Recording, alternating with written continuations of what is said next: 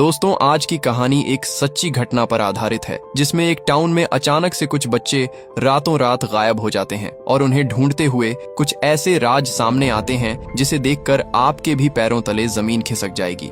तो कहानी की शुरुआत में हम देखते हैं कि जैसे ही रात को घड़ी पर 2:17 होते हैं, एक बच्चा अपने घर का दरवाजा खोलकर हाथों को फैलाता हुआ एक दिशा की तरफ तेजी से भागने लगता है। हैरानी की बात यह थी कि लड़का इस वक्त अपने होश में नहीं था, बल्कि कोई अनजान ताकत उसे अपनी तरफ खींच रही थी। इसी तरह एक और बच्चा अपने घर से निकलता है और सेम पोजीशन में हाथों को फैलाता हुआ एक दिशा की तरफ भागने लगता है। ऐसा करते करते लगभग टाउन के 17 बच्चे रातों रात अपना घर छोड़कर कहीं भाग जाते हैं। इससे भी ज्यादा हैरानी की बात यह थी कि सभी बच्चे एक ही स्कूल में एक ही क्लास के अंदर पढ़ते थे। देखते ही देखते सभी बच्चे अंधेरे में कहीं गायब हो जाते हैं। अगली सुबह जब पुलिस को इस बात की जानकारी मिलती है तो वो तुरंत सभी बच्चों को ढूंढने के काम पर लग जाती है। इन्वेस्टिगेशन के दौरान पता चलता है कि सभी बच्चे रात को 2:17 पर ही एक साथ घर से बाहर निकले थे। पुलिस को ये इसलिए पता चला है क्योंकि ज्यादातर घरों में अलार्म सिस्टम लगा हुआ था। जैसे ही बच्चों ने दरवाजा खोला, तुरंत घर का अलार्म सिस्टम एक्टिव हो गया। लेकिन जब तक माँ बाप को कुछ पता चलता, तब तक बच्चे घर से दूर भाग चुके थे। उन सभी बच्चों को पढ़ाने वाली टीचर जस्टिन जब क्लास के अंदर आती है तो पूरी क्लास खाली पड़ी थी, लेकिन सिर्फ एक ही बच्चा जिसका नाम एलेक्स है वो क्लास के अंदर मौजूद था। अब यहाँ पर एक बात सोचने वाली थी कि एक ही क्लास के सभी बच्चे एक ही रात को अचानक से गायब हो गए, लेकिन सिर्फ एलेक्स ही अकेला कैसे बच गया। अब पुलिस के शक के दायरे में एलेक्स की फैमिली और बच्चों को पढ़ाने वाली टीचर जस्टिन आ जाती है, लेकिन हर मुमकिन इन्वेस्टिगेशन करने के बावजूद भी पुलिस को उन दोनों के खिलाफ कोई भी पुख्ता सबूत नहीं मिलता। इन्वेस्टिगेशन पूरी होने तक पुलिस कुछ समय के लिए स्कूल को बंद करवा देती है। अब ऐसे ही पूरा 1 महीना बीत जाता है, लेकिन बच्चों का कोई सुराग नहीं मिलता, इसलिए स्कूल को दोबारा से शुरू कर दिया जाता है। स्कूल के ओपन होने से एक रात पहले सभी पेरेंट्स की एक मीटिंग रखी जाती है और यहाँ पर सभी पेरेंट्स का शक सिर्फ जस्टिन पर जाता है। उन्हें लग रहा था कि जस्टिन ने ही सभी बच्चों को अगवा कर लिया है, इसलिए वो उसे चुड़ैल कहकर बुलाने लगते हैं। जस्टिन भी अपनी सफाई देती है,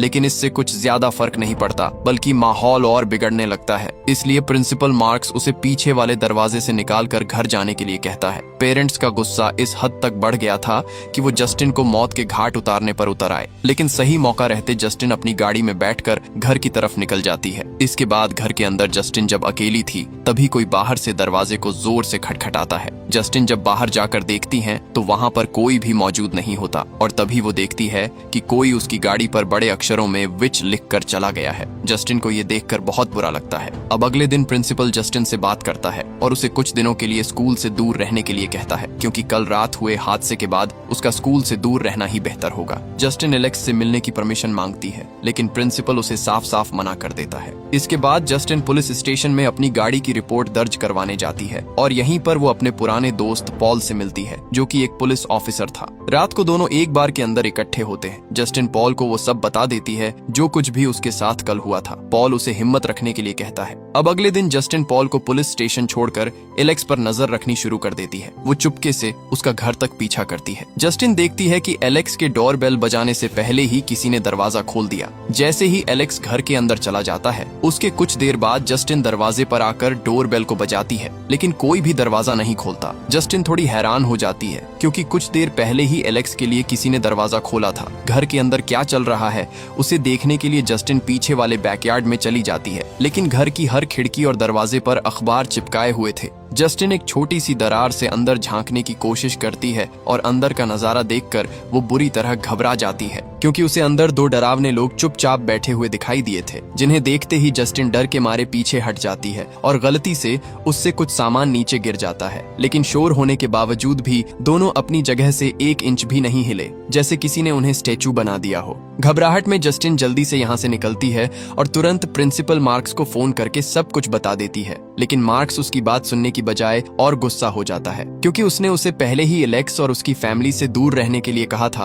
अब रात भी हो जाती है और हम देखते हैं कि जस्टिन स्कूल के अंदर अपनी क्लास की तरफ जा रही है। क्लास के अंदर घुसते ही जस्टिन देखती है कि सभी बच्चे अपनी सीट पर सर नीचे रखकर बैठे हैं और तभी एक लड़का एलेक्स अपना सर ऊपर उठाता है और उसका चेहरा बहुत ही डरावना जोकर की तरह दिखाई दे रहा था। डर के मारे जस्टिन की आंख खुल जाती है और ये सब सिर्फ उसका एक सपना था। नींद से जागते ही जस्टिन घर के अंदर चारों तरफ नजर घुमाती है, लेकिन जब उसे सब कुछ सही लगा तो वो वापस बेड पर लेट गई और तभी अचानक से उसे छत पर एक डरावनी औरत दिखाई दी। उसे देखते ही जस्टिन जोर से चीख पड़ी, लेकिन जब वो दोबारा ऊपर देखती है तो वहाँ पर कोई नहीं था। अब ये जस्टिन के लिए एक सीधी वार्निंग थी, क्योंकि उसने एलेक्स के घर के अंदर झांकने की गलती कर दी थी। लेकिन जस्टिन अपनी हरकतों से बाज आने वाली नहीं थी। वो अगले दिन दोबारा एलेक्स का पीछा करती है। इस बार जस्टिन एलेक्स से बात करने की कोशिश करती है, लेकिन एलेक्स उसकी बात का कोई जवाब नहीं देता और यहाँ से चला जाता है।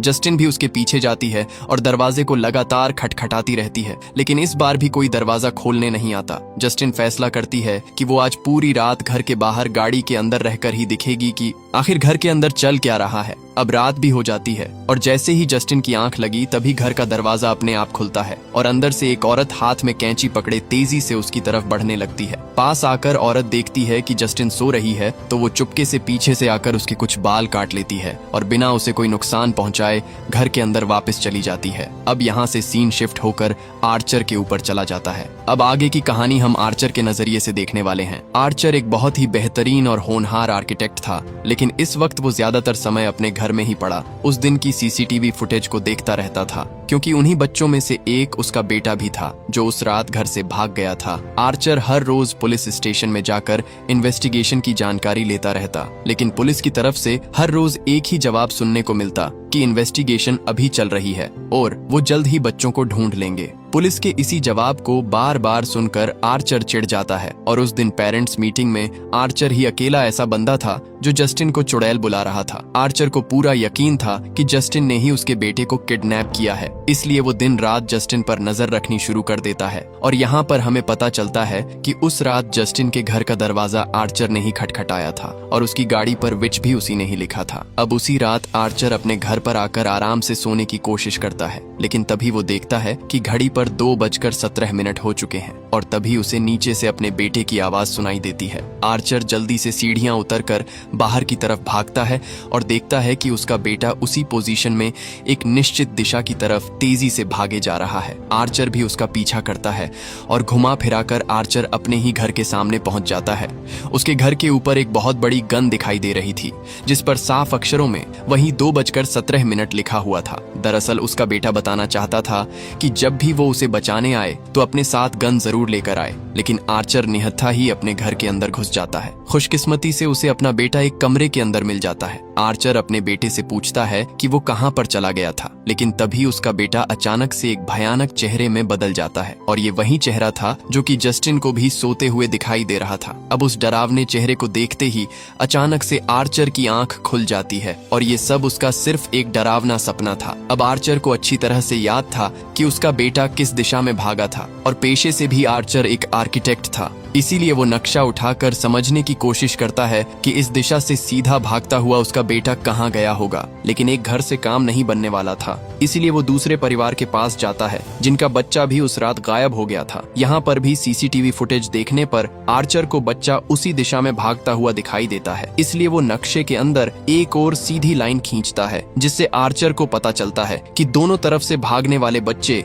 इसी सर्कल वाले घरों के आसपास कहीं पर गायब हुए हैं। आर्चर जल्दी से अपनी गाड़ी उठाकर तीसरे घर की तरफ बढ़ने की तैयारी करता है, लेकिन तभी उसे रास्ते में जस्टिन दिखाई देती है। वो उससे बात करने के लिए उसके पास चला जाता है, लेकिन जस्टिन को लगता है कि आर्चर वापस से उसके साथ लड़ाई करने के लिए आया है, इसलिए वो उससे बात करने से मना कर देती है। और तभी यहाँ पर प्रिंसिपल मार्क्स खून से लथपथ तेजी से भागता हुआ जस्टिन की तरफ बढ़ रहा था और अचानक से मार्क्स जस्टिन पर झपट पड़ता है। उसके सर पर खून सवार हुआ पड़ा था और इस वक्त वो जस्टिन को मारने के लिए किसी भी हद तक जाने के लिए तैयार था। जस्टिन भागती हुई एक स्टोर के अंदर छुप जाती है और आर्चर मार्क्स को रोकने की कोशिश करता है। अब यहाँ से सीन शिफ्ट होकर पॉल के ऊपर चला जाता है। दोस्तों, इस मूवी के अंदर अलग अलग नजरियों से हमें कहानी को दिखाया गया है, लेकिन घुमा फिराकर कहानी उन्हीं 17 बच्चों पर आने वाली है, तो इसलिए कंफ्यूज मत होना। पॉल अपने काम से थका हारा बॉस से एक दिन की छुट्टी लेकर घर वापस जा रहा था। तभी उसे रास्ते में एक चोर दिखाई देता है जो कि किसी के घर के अंदर घुसने की कोशिश कर रहा था। पुलिस को देखते ही चोर दुम दबाकर भागने की कोशिश करता है, लेकिन पॉल किसी तरह गाड़ी से पीछा करता हुआ उसे पकड़ लेता है। चोर अपना नाम जेम्स बताता है। पॉल उससे पूछता है कि क्या तुम्हारे पास कोई गन या ड्रग्स तो नहीं है, जिस पर जेम्स कहता है कि नहीं, मेरे पास कोई भी गन या ड्रग्स नहीं है। लेकिन जैसे ही पॉल उसकी जेब चेक करता है तो अंदर से बहुत सारे ड्रग्स के इंजेक्शन बाहर निकलते हैं, जिसमें से एक सुई पॉल की उंगली में चुभ जाती है। गुस्से में पॉल जेम्स को एक जोरदार मुक्का मारकर बेहोश कर देता है, लेकिन ये सब उसकी गाड़ी में लगे पुलिस कैमरा ने कैप्चर कर लिया था। पॉल जेम्स से कहता है कि हमारे बीच जो कुछ भी हुआ मैं सब कुछ भूल जाऊंगा, लेकिन एक शर्त पर, अगर जेम्स इस शहर को छोड़कर यहाँ से चला जाए। जेम्स भी पॉल की बात मान लेता है और पॉल उसे यहाँ से जाने देता है। अब अगले दिन जब पॉल अपने काम पर जाता है तो उसका सीनियर उसे शक की निगाहों से देख रहा था। पॉल समझ जाता है कि कल वाले हादसे की जानकारी उसके सीनियर को मिल चुकी है, इसलिए उसका सीनियर उसे काफी बुरा भला बोलता है, क्योंकि पिछले कुछ दिनों से पॉल अपना काम भी सही से नहीं कर रहा था। डांट खाने के बाद पॉल गुस्से में पुलिस स्टेशन से बाहर निकलता है और तभी उसके सामने वही चोर जेम्स आ जाता है। उसे देखते ही पॉल का गुस्सा 7वें आसमान पर पहुंच गया। पॉल को गुस्से में देखते ही जेम्स यहाँ से दुम दबाकर भाग जाता है। पॉल भी गाड़ी उठाकर तेजी से उसका पीछा करने लगता है। अब यहाँ से जेम्स की कहानी शुरू होती है और यहीं से मूवी के असली पत्ते खुलने शुरू होते हैं। अब जेम्स पेशे से एक चोर था जो कि लोगों के घरों से सामान चोरी करा करता था। आज भी वो चोरी करने के इरादे से बाहर निकलता है। सड़क पर चलते हुए उसकी नजर एलेक्स के घर पर पड़ती है। जेम्स देखता है कि घर पूरी तरह से सुनसान पड़ा है। घर के अंदर किसी भी प्रकार की कोई हलचल या लाइट नहीं चल रही थी। जेम्स सोचता है कि इस घर को लूटने का इससे बढ़िया मौका उसे फिर कभी नहीं मिलने वाला, और यही शायद उसकी सबसे बड़ी गलती होने वाली थी। जेम्स पीछे वाली खिड़की खोलकर घर के अंदर घुस जाता है। चारों तरफ नजर घुमाकर देखने पर जेम्स को घर के अंदर कोई भी दिखाई नहीं देता। वो एक तकिए का कवर लेकर उसमें चोरी किया हुआ सामान भरने लगता है और तभी वो टीवी की रिफ्लेक्शन में एलेक्स के माता पिता को देखकर बुरी तरह घबरा जाता है। लेकिन जेम्स नोटिस करता है कि दोनों में किसी भी प्रकार की कोई हलचल नहीं हो रही। वो पास जाकर दोनों से बात करने की कोशिश करता है और जब उसे आगे से कोई भी जवाब नहीं मिलता तो वो वापस से चोरी करनी शुरू कर देता है। इसी बीच जेम्स की नजर बेसमेंट के दरवाजे पर पड़ी। जैसे ही जेम्स सीढ़ियां उतर कर नीचे गया तभी वो बेसमेंट के अंदर उन्हीं 17 बच्चों को देखता है जो कि पिछले महीने गायब हो गए थे। सभी बच्चे अचानक से पलटकर जेम्स की तरफ खौफनाक तरीके से देखते हैं। उन्हें अपनी तरफ घूरता देख जेम्स बुरी तरह डर जाता है और घबराहट में चिल्लाता हुआ बेसमेंट से बाहर निकलकर दरवाजे को अच्छी तरह से बंद कर देता है। किसी तरह अपनी जान बचाता हुआ जेम्स मेन एंट्रेंस वाले दरवाजे से घर से बाहर निकल जाता है। अब चोरी किया हुआ सामान जेम्स एक शॉपकीपर के पास बेचने के लिए आता है और तभी उसकी नजर उन्हीं गुमशुदा हुए बच्चों के पोस्टर पर पड़ती है जिस पर $50,000 का इनाम रखा गया था। अब जेम्स अच्छी तरह से जानता था कि सभी बच्चे कहां पर मौजूद हैं, इसलिए वो इनाम पाने के चक्कर में पुलिस स्टेशन की तरफ तेजी से बढ़ने लगता है। लेकिन तभी उसके रास्ते में पॉल आ जाता है। अब कहानी वहीं पर आ जाती है जब जेम्स पॉल से बचता हुआ दुम दबाकर भाग रहा था। जेम्स किसी तरह बचता हुआ जंगल के बीचों बीच पहुंच जाता है और तभी उसे यहाँ पर वही डरावना चेहरा दिखाई देता है जो कि पहले जस्टिन और आर्चर को दिखाई दे चुका था। डर के मारे जेम्स अपने टेंट के अंदर छुप जाता है और तभी वो देखता है कि वही चेहरा उसके टेंट के बाहर आकर धीरे से टेंट को खोलने लगता है। अपने बचाव के लिए जेम्स भी हाथ में कुछ इंजेक्शंस पकड़कर सीधा उसके मुंह के ऊपर दे मारता है, लेकिन बाहर खड़ा आदमी कोई और नहीं बल्कि पॉल था। पॉल उसकी इस हरकत से बहुत गुस्सा हो जाता है और उसे मारने के लिए अपनी बंदूक सीधी कर लेता है। लेकिन तभी जेम्स बताता है कि वो जानता है कि गुमशुदा हुए बच्चे इस वक्त कहां पर हैं। पॉल उसे उसकी बात साबित करने का एक आखिरी मौका देता है और जेम्स पॉल को अपने साथ लेकर एलेक्स के घर के बाहर पहुंच जाता है। जेम्स बताता है कि सभी बच्चे इसी घर की बेसमेंट में मौजूद हैं। पॉल जेम्स को गाड़ी में अकेला छोड़कर खुद घर के अंदर चला जाता है। हैरानी की बात यह थी कि पॉल के डोर बेल बजाने पर उसके लिए दरवाजा खोल दिया जाता है, जबकि इससे पहले जस्टिन कई बार कोशिश कर चुकी थी। अब इंतजार करते करते जेम्स को दिन से रात हो जाती है, लेकिन पॉल घर से वापस नहीं लौटता और तभी अचानक से घर का दरवाजा खुलता है और पॉल गुस्से में घर से बाहर निकलता है और जेम्स को घसीटते हुए घर के अंदर ले जाता है। इस वक्त उसका बर्ताव भी बिल्कुल प्रिंसिपल मार्क्स जैसा ही था। अब यहाँ से कहानी शिफ्ट होकर प्रिंसिपल मार्क्स की तरफ चली जाती है। अब हमें पता चलेगा कि मार्क्स असल में ऐसा क्यों बन गया था। दरअसल जब जस्टिन ने मार्क्स को बताया था कि एलेक्स के माता पिता का बर्ताव बिल्कुल भी सही नहीं है, तो वो उनसे मिलने के लिए स्कूल में एक मीटिंग रखता है। लेकिन मार्क्स से मिलने उसके माता पिता नहीं बल्कि एक अजीब सी औरत आती है जिसका नाम ग्लैडिस था। अब ध्यान से देखने पर पता चलता है कि ये वही औरत है जिसने सबसे पहले जस्टिन को डराया था। ग्लैडिस बताती है कि एलेक्स के माता पिता की तबीयत ठीक नहीं थी, इसलिए वो मीटिंग में नहीं आ सके। अगर प्रिंसिपल को कोई जरूरी बात करनी है तो ग्लैडिस से ही कर ले। लेकिन मार्क्स इस बात के लिए नहीं मानता क्योंकि ग्लैडिस एलेक्स की लीगल गार्डियन नहीं थी। इसलिए नाराज होकर ग्लैडिस यहाँ से चली जाती है, लेकिन जाने से पहले वो अपने साथ प्रिंसिपल का कुछ सामान ले जाती है। अब जब घर के अंदर प्रिंसिपल अपने दोस्त के साथ मौजूद था, तभी दरवाजे पर कोई नॉक करता है। दरवाजा खोलने पर पता चलता है कि बाहर ग्लैडिस खड़ी थी। वो पानी पीने के बहाने घर के अंदर घुस जाती है। अब यहाँ हमें पता चलता है कि ग्लैडिस एक विच है जो कि काला जादू करने में माहिर है। ग्लैडिस के कहने पर प्रिंसिपल उसे एक कटोरे में पानी डालकर दे देता है। इसके बाद ग्लैडिस उन्हें अपनी बातों में उलझाकर अपने बैग से एक टहनी निकाल लेती है और पास बुलाने के बहाने उसके दोस्त के सर से कुछ बाल काट लेती है। इसके बाद वो अपने हाथ पर एक कट लगाकर टहनी पर बालों को लपेटकर उसे अपने खून में अच्छे से सीन लेती है। प्रिंसिपल समझ जाता है कि ग्लैडिस कुछ बहुत ही खतरनाक काम करने जा रही है, इसलिए वो इमरजेंसी कॉल करने की कोशिश करता है। लेकिन तभी ग्लैडिस एक घंटी को बजाकर उसे अपने वश में कर लेती है, जिससे कि प्रिंसिपल एक ही जगह पर मूर्ति की तरह खड़ा हो जाता है। इसके बाद ग्लैडिस उस टहनी को तोड़ देती है जिस पर उसके दोस्त के बाल लपेटे हुए थे। टहनी के टूटते ही मार्क्स अपने ही दोस्त पर पागलों की तरह झपट पड़ता है। वो उसे तब तक मारता रहता है जब तक कि वो पूरी तरह से मर नहीं जाता। इसके बाद ग्लैडिस एक और टहनी पर जस्टिन के बाल लपेटती है जो कि उसने पिछली रात कार के अंदर काटे थे, और उसी तरह टहनी को तोड़ देती है, जिससे कि प्रिंसिपल अब जस्टिन को मारने के लिए उसकी तरफ तेजी से बढ़ने लगता है। अब कहानी वहीं पर पहुंच जाती है। जब जस्टिन और आर्चर दोनों बात कर रहे थे, तभी प्रिंसिपल तेजी से भागता हुआ जस्टिन पर झपट पड़ता है। लेकिन आर्चर यहाँ पर उसकी मदद करता है, जिससे कि जस्टिन मार्क्स से छुपती हुई स्टोर के अंदर घुस जाती है। लेकिन मार्क्स अभी भी उसका पीछा छोड़ने के लिए तैयार नहीं था। वो स्टोर के अंदर घुसकर जैसे ही उसे मारने वाला था, तभी बीच में आर्चर आकर उसे एक बार फिर से बचा लेता है। इसी मौके का फायदा उठाती हुई जस्टिन अपनी गाड़ी को लेकर यहाँ से भागने में कामयाब रहती है, लेकिन मार्क्स फिर भी उसका पीछा नहीं छोड़ता। आर्चर भी अपनी गाड़ी लेकर दोनों के पीछे चला जाता है और तभी एक गाड़ी मार्क्स को जोरदार टक्कर मारती है, जिससे कि उसकी मौके पर ही मौत हो जाती है। इसके बाद आर्चर जस्टिन से माफी मांगता है, क्योंकि अभी तक वो उसे ही सभी बच्चों का गुनहगार समझ रहा था, लेकिन अब वो समझ चुका था कि इसके पीछे किसी और का ही हाथ है। आर्चर जस्टिन को वहीं नक्शा दिखाता है। सर्कल वाले एरिया को देखते ही जस्टिन बताती है कि यहीं पर एलेक्स का घर भी मौजूद है और वहीं से ये सारी रहस्यमयी चीजें हो रही हैं। अब दोनों एलेक्स के घर के बाहर जाने का फैसला करते हैं और अब यहाँ से मूवी के मुख्य और आखिरी किरदार एलेक्स की कहानी शुरू होती है। एलेक्स के पिता उसे बताते हैं कि उनकी पास की रिश्तेदार ग्लैडिस आज रात उनके घर पर आने वाली है, क्योंकि उसकी तबीयत बहुत खराब है, इसलिए वो कुछ दिनों के लिए उनके घर पर ही रहने वाली है। रात होते ही एलेक्स देखता है कि आंट ग्लैडिस उनके घर पर पहुंच चुकी है। एलेक्स देखता है कि वो काफी बूढ़ी और बीमार है और अपने साथ एक अजीब सा दिखने वाला पौधा भी रखती है। अब अगली सुबह एलेक्स के पिता उसे स्कूल छोड़ देते हैं और स्कूल पूरा होने के बाद एलेक्स देखता है कि उसके पिता आज उसे लेने के लिए यहाँ नहीं आए। काफी देर तक इंतजार करने के बाद भी जब उसे लेने कोई नहीं आता, तब वो पैदल ही अपने घर की तरफ चला जाता है। घर के अंदर आते ही एलेक्स देखता है कि उसके माँ बाप बिल्कुल किसी बुत की तरह एक जगह पर बैठे हुए हैं और तभी यहाँ पर ग्लैडिस आ जाती है।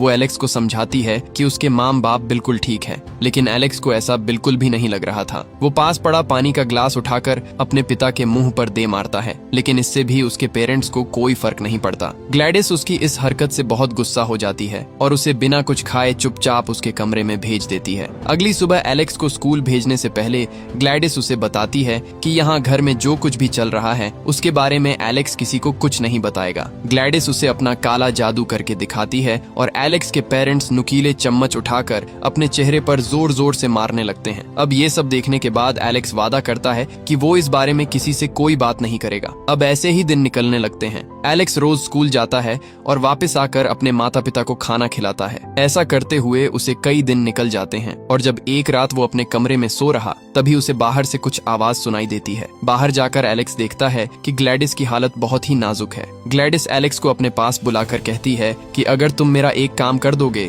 तो मैं तुम्हारे माँ बाप को बिल्कुल सही कर दूंगी और इस घर को छोड़कर हमेशा के लिए चली जाऊंगी। काम दरअसल ये था कि एलेक्स को अपने क्लासमेट्स की कोई भी वस्तु ग्लैडिस को लाकर देनी होगी जिससे कि वो उन पर भी जादू करके अपना पुराना रूप पा सके। मासूम एलेक्स इस काम का नतीजा नहीं जानता था, इसलिए वो बिना सवाल किए इस काम को करने के लिए मान जाता है। अगली सुबह एलेक्स सभी बच्चों के सामान पर नजर डालता है, लेकिन उनके बैग्स में से चोरी करना खतरनाक साबित हो सकता था। इसलिए जब सभी बच्चे बाहर खेल रहे थे तब एलेक्स उनके नाम वाले कागज चोरी कर लेता है और घर आकर एलेक्स वो सारे कागज ग्लैडिस के दरवाजे के पास फेंक देता है। अब रात को 2:17 पर ग्लैडिस अपना रिचुअल शुरू करती है। वो सभी बच्चों के कागज फाड़ कर एक कटोरे में डालती है और बिल्कुल सही समय पर घंटी को बजाती है। इसके बाद सभी बच्चे अपने घरों से निकलकर एलेक्स के घर की तरफ बढ़ने लगते हैं और ग्लैडिस सभी बच्चों को बेसमेंट में कैद कर लेती है। अब अगले दिन पूरे शहर में बच्चों के गायब होने की बात फैल जाती है। पूछताछ के दौरान एलेक्स के घर की तलाशी भी ली जाती है, लेकिन ग्लैडिस पहले ही इसके लिए तैयार थी। वो सभी बच्चों को एक अलग जगह पर शिफ्ट कर देती है जिससे पुलिस को उसके घर में कोई भी सबूत नहीं मिलता और अब उसने घर के अंदर 17 बच्चे और एक कपल को अपने वश में कर रखा था। उन्हें खाना खिलाने का काम उसने एलेक्स पर सौंप दिया। अब कहानी वापस प्रेजेंट में आती है जहां हमें सारे सवालों के जवाब मिलने वाले हैं। एलेक्स जब स्कूल से घर आ रहा था तभी वो देखता है कि घर के बाहर एक पुलिस की गाड़ी खड़ी है और ये गाड़ी पॉल की ही थी। घर के अंदर जाकर एलेक्स देखता है कि ग्लैडिस ने पॉल और जेम्स को भी वश में कर लिया है। ग्लैडिस एलेक्स से कहती है कि अपना सामान पैक करो, हम कल सुबह ही यहाँ से निकल रहे हैं। इसके बाद ग्लैडिस अपने कमरे में रिचुअल करने चली जाती है और गार्ड्स के तौर पर उसके माँ बाप को दरवाजे पर खड़ा कर देती है। वहीं घर के बाहर जस्टिन और आर्चर भी मौजूद थे। तभी दोनों देखते हैं कि घर का दरवाजा खुल रहा है और अंदर से पॉल बाहर निकलकर दोनों को घर के अंदर बुला रहा था। जस्टिन पॉल को पहले से ही जानती थी, इसीलिए वो आर्चर को अपने साथ लेकर घर के अंदर चली जाती है। घर के अंदर घुसते ही जेम्स और पॉल दोनों पर हमला कर देते हैं। आर्चर जेम्स से लड़ने लगता है जबकि जस्टिन पॉल से किसी तरह अपनी जान बचाने की कोशिश करती है,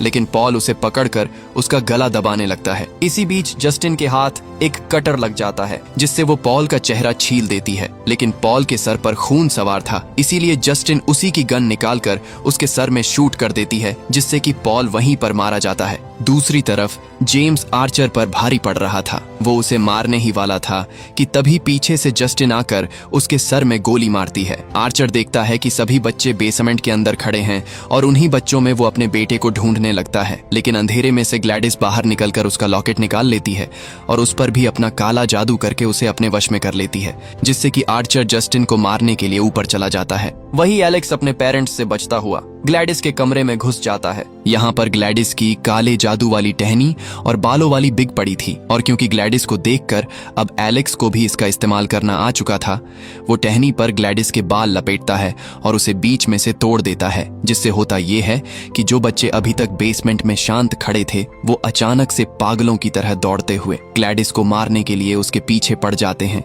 दरअसल ग्लैडिस का काला जादू उसी पर उल्टा पड़ गया। ग्लैडिस अपनी जान बचाने के लिए इधर उधर भागने की कोशिश करती है, लेकिन बच्चे हर खिड़की और दरवाजा तोड़ते हुए उसका तेजी से पीछा करने लगते हैं और उसे पकड़कर बुरी तरह नोच देते हैं। वो उसके शरीर के 10 से भी ज्यादा टुकड़े कर देते हैं। ग्लैडिस के मरते ही उसका काला जादू खत्म हो जाता है और एलेक्स के माता पिता वापस से सही हो जाते हैं। आर्चर भी जस्टिन को छोड़कर अपने बेटे को लेकर यहाँ से चला जाता है और इसी के साथ कहानी यहीं पर खत्म हो जाती है। दोस्तों, मूवी के डायरेक्टर्स ने फिल्म की मार्केटिंग करने के लिए इसे सच्ची घटना बताया। This is a true story. लेकिन रिपोर्ट्स के मुताबिक ये सिर्फ एक काल्पनिक घटना है। आपको क्या लगता है, क्या काला जादू या रिचुअल जैसी चीजें असल दुनिया में होती हैं? नीचे कमेंट में लिख करके जरूर बताना। अगर वीडियो अच्छी लगी हुई तो चैनल को सब्सक्राइब करके वीडियो को लाइक कर देना।